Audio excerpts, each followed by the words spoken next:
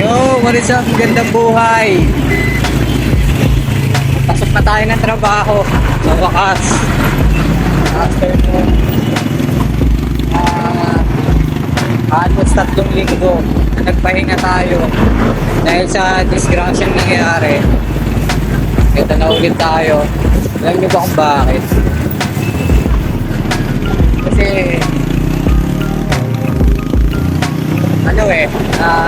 ang gastos talaga ang gastos mag-commute.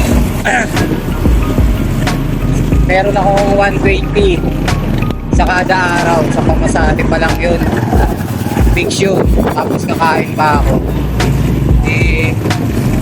Magpalagay mo ng 200, sabihin na natin 200 kada araw yun kababalik ko lang ng trabaho.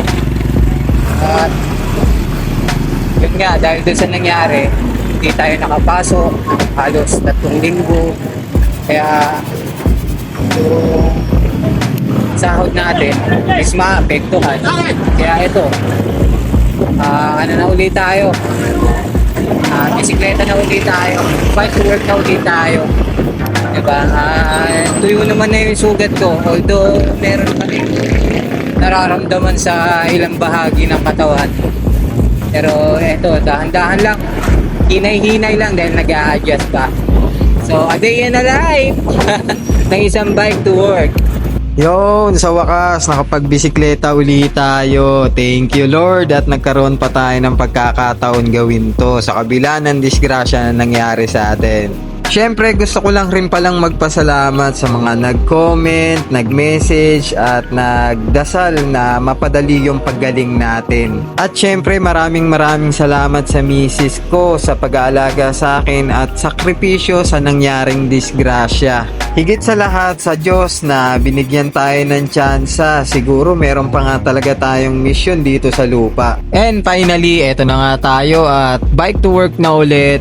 Matapos ang halos 3 linggong pagpapagaling, tuloy ang buhay. Balik tayo sa realidad. Kailangan natin kumayod para sa pamilya At katuwang ko talaga tong bisikleta dahil napakamahal ng pamasahe at hassle pa mag-commute. Lugi talaga kaya bilang isang bike to work, talagang nakakatipid ako rito. Huwag ka nga lang talaga mag-focus sa mga bagay na hindi pa naman dapat i-upgrade sa bisikleta mo.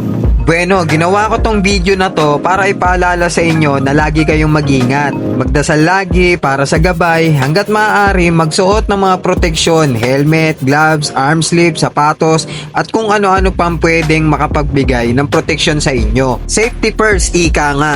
Mas okay na rin yung magdahan-dahan lang, especially sa lusong. Doon kasi ako nadali. Kaya yung experience ko na yon, aral din sa akin yon at sana ganun din sa inyo. Hanggat maaari, magdoble ingat. Alam kong lahat tayo nag-iingat. Maging ako, syempre naman no. Sino ba namang lalabas ng bahay na isusubo ang sarili sa disgrasya? Gayong alam mo namang may binubuhay tayong pamilya.